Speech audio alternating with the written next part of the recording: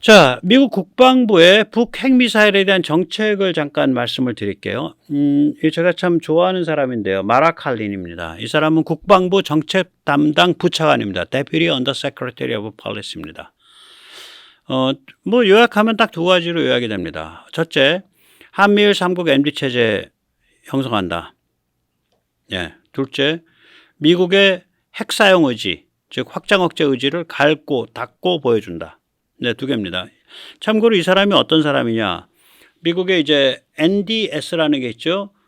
미국의 국가 국방 전략, National Defense Strategy라는 문건이 있습니다. 이게 4년마다 한 번씩 나오는데 중간 선거 있는 해에 나옵니다. 그러니까 2018년에 나왔고 2022년에 나왔는데 2022년 버전의 총괄 편집자입니다. 굉장히 스마트한 분이에요. 한번 직접 들어보세요. Absolutely. So we had bucketed North Korea in that kind of be vigilant section, right? We've got these persistent threats that exist and that are probably going to worsen. And so we've got to really understand how to monitor and respond to those threats and to do so in a way that really involves working closely with allies and partners. And so when I look back on what we've done over the last year, I think we have very much followed that. And I would just offer one kind of key case study, which has been the tremendous collaboration that we have had with our colleagues in South Korea, and the tremendous collaboration between among our. 예, 제가 여기 이제 영어 들으시는 분들은 느끼시겠지만 조금 의역을 했어요. 이게 왜 그러냐면 이 양반이 일반적 학자가 아니어서 굉장히 말을 조심해요. 그래서 그 행간에 이게 들어있는 거예요. 예를 들어서 미사일 방어 협동 체제를 만들어 왔다. 미사일 방어 협동 체제 그런 얘기는 안 해요. 특히 이 사람 이제 금방 한국 얘기했죠. 이 한 40분 얘기하는 과정에서 3, 40분 질의응답 말고 한국을 언급한 게 여기 한 번밖에 없어요. 한국은 특별히 언급을 안 해요. 일부러. 왜냐? 한국을 언급하게 되면 중국에 대해서 칼을 가지고 목에 딱 들이대는 거거든. 그러니까 필리핀에 지지 계약을 했고요. 뭐 오스트레일리아랑 뭐를 했고요. 이런 건 잔뜩 얘기했죠. 일본과 뭐 했고요. 한국에 대해서는 거의 얘기 안 해. 요때 한 번밖에 얘기 안 합니다. 그 정도니까 이 사람 말은 행간을 잘 봐야 돼요. 예. 계속 듣겠습니다. Colleagues in South Korea, in Japan, and in the United States. 네. 그리고 이제 그 다음번도 굉장히 부드럽게 얘기하지만 결국은 여차하면 핵무기를 사용하는 그런 의지를 우리가 갈고 닦고 보여줘야 된다. 그 얘기입니다.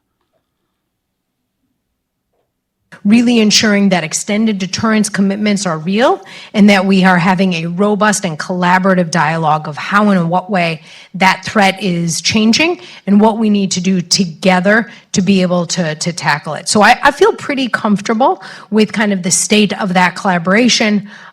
Look, we continue to condemn the efforts. 말이 워낙 조심스러워서 저도 이 양반 이게 1시간짜리인데 한 3번 듣고 나서야 그 행간을 쭉 이해하겠더라고.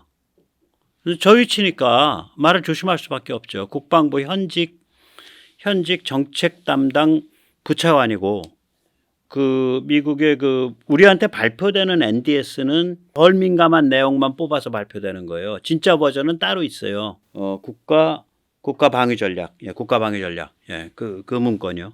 4년마다 한 번씩 만들어진 거. 그 NDS의 그 문건을 총괄 편집한 사람이니까 굉장히 민감한 이슈에 있는 사람이죠. 모든 걸 다 알고 있는 거죠. 자, 이제 그럼 미국 입장에서는 이제 아까도 나왔지만 핵무기 사용 의지를 정기적으로 보여준다. 제가 오늘 이제 안 다룬 것 중에 하나가 방금 전에 지금 이제 그러니까 오늘이 이제 13일이죠. 13일 오후 4시경에 오후 4시경에 그 오스틴 국방장관과 한국의 신장관 사이에 그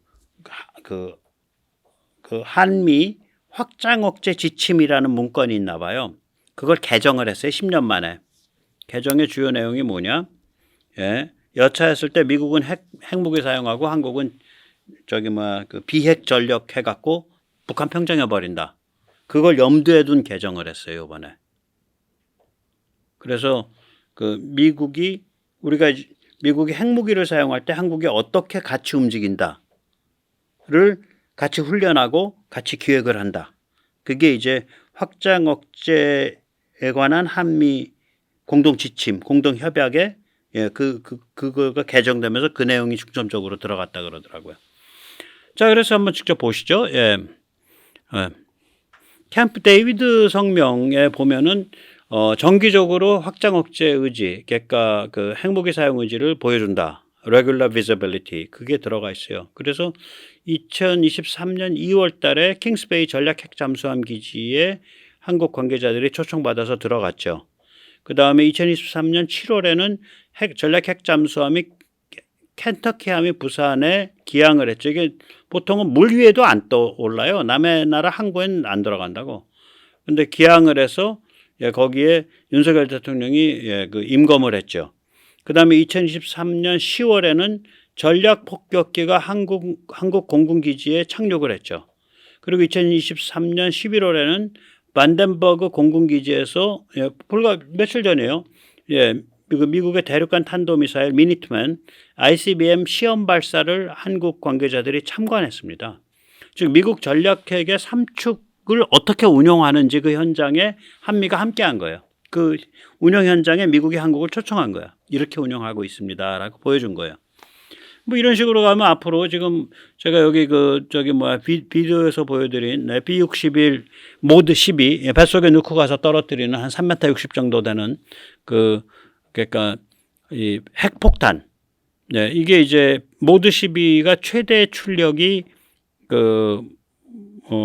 5만 톤, 50킬로톤인데 그게 이제 지중해 들어가서 파고들어서 터져서 지중 폭발 파괴력은 그것이 한 20배쯤 나와요. 지표 폭발 대비. 그래서 지중 폭발 파괴력이 지표로 환산했을 때 1메가톤짜리급의 파괴력이 나오고요.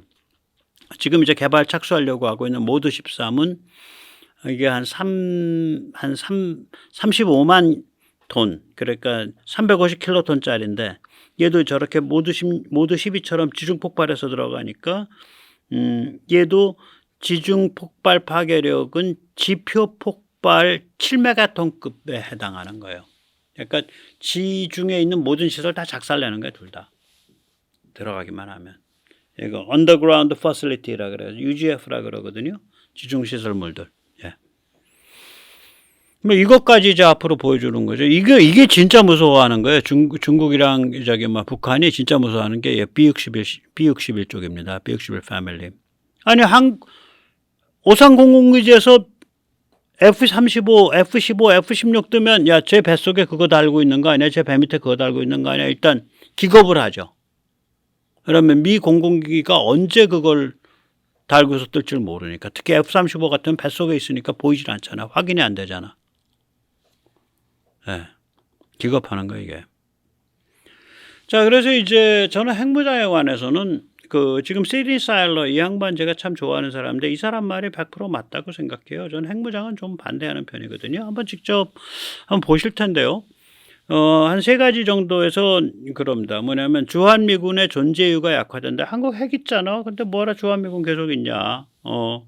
그 다음에 이게 이제 미국이 가지고 있는 전체 NPT 체제 그거를 어기는 게 되나-가지고 한미동맹에 굉장히 심각한 타격이 있다. 그게 넘버 1.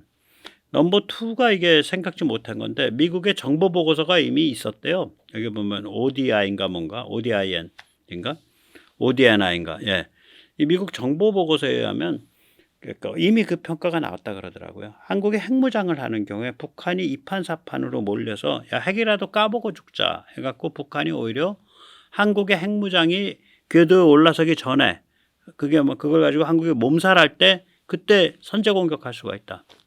3번째는 중국이 한국에 대해서 상상할 수 없는 압력을 넣을 가능성이 있다. 이 3가지를 얘기합니다. 직접 들어보시죠. You know, the threat of the Republic of Korea going nuclear is not something you should do lightly or engage in as part of some type of bluff. If you're going down that path, it's got to be a very strategic decision made that takes into account all of the downside factors that come about this. The alliance will inevitably evolve isolationist tendencies if they exist in the United States. we'll ask the question, why do we have so many troops there if South Korea has its own weapons? So there's implications for the alliance. There's how China and Russia might respond in a way that instead of putting pressure on Beijing, it's Beijing's pressure on Seoul that becomes difficult to bear. And then finally, as we noted in in the ODNI's declassified national intelligence estimate, one of the drivers that might push Kim down the first use of nuclear weapons would be his facing a use. 이거 여기 번역 잘못된 거예요. Use it or lose it인데요. 사용하든지 잃어버리든지가 아니라, 그러니까 뭐 앉아서 죽나 서서 죽나 그거예요. 어감이. 이래도 골로 가고 저래도 골로 가고 이 상황이에요. 예.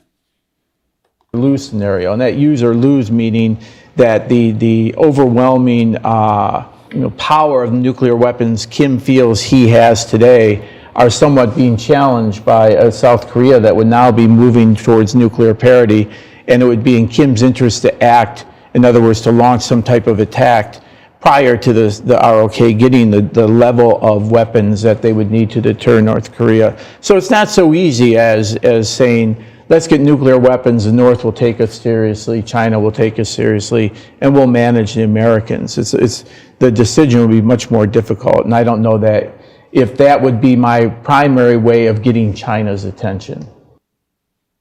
네, 굉장히 스마트한 사람이죠. 시드니 사일러. 저 사람은 뭐 항상, 그리고 여기 저 번역은 이건 제 번역이 아니라 VOA 번역입니다. 예. 제 번역은 좀 의역이어서 저는 위험하고, VOA 번역은 보면 좀 기계어 번역 같아. 어떨 때 보면 번역이 아주 엉뚱할 때가 있어요. 예. 옆에 있는 사람은 이제 브루스 클링어라고요. 이 사람은 이제 그 헤리티지 재단 연구원인데 전 CIA 분석관입니다. 이 사람은 이제 무슨 얘기를 하냐면, 이제 내 조은정 씨 좀 마음에 안 드는데, 이 조은정 씨가 이제 그런 역할인지 뭔지 좀 이제 비판 안 하기로 했어. 즉 뭐 예를 들어서 그 미국이 정말 핵 사용할 의지가 있나요? 뭐 서울을 위해서 미국이 핵 얻어맞을, 그래서 시애틀이 날아갈 그런 각오가 돼 있나요? 어떤 사람들은 한국이 핵무장을 하는 게 일종의 충격요법이 돼서 그 북한과 중국이 좀 정신 바짝 차리도록 하는데 도움이 된다고 하는데 어떻게 생각하시나요? 뭐 이런 그 도발적인 질문, 제가 보기엔 굉장히 멍청한 질문. 예, 아마 그런 멍청녀 역할을 하는 게 이 양반의 그 역할 분담인 것 같기도 해요. 그래서 뭐 그러려니 하는데, 그런 질문에 대해서 브루스 클링어가 굉장히 냉정한 대답을 합니다. 좀 냉소적일 수도 있는. 그래서 올해 들어서 2023년 들어서 상황이 완전히 바뀌었다. 올해 초만 해도 윤 대통령이 뭐 실수인지 의식적인지 핵무장을 언급했는데, 어쨌건 지금은 미국은 그 전에 그냥 넋놓고 앉아있던 상태, 그러니까 컴포트 존으로부터 끌려 나와갖고 지금 발바닥에 불이 나게 지금 뛰어다니면서 여러 가지 조치를 취하고 있다. 워싱턴 선언, 캠프 데이비드, 미국 전략핵 보여주기 등이 이어지고 있고 미국 의지를 믿어도 된다. 생각해봐라. 28,000명의 미군뿐 아니라 수십만 미국인 생목숨이 걸려 있는데 미국이 핵 사용 의지를 뭐 안 가질 수가 있겠냐? 뭐 이런 얘기를 합니다. We first have to understand that the situation in Korea right now is very different than it was at the beginning of the year. During my visits to Seoul in January, when President Yoon had two misstatements, either accidental or deliberate, sort of suggesting he might go down the nuclear path, there was really this upswell of concern that South Korea was going to do that.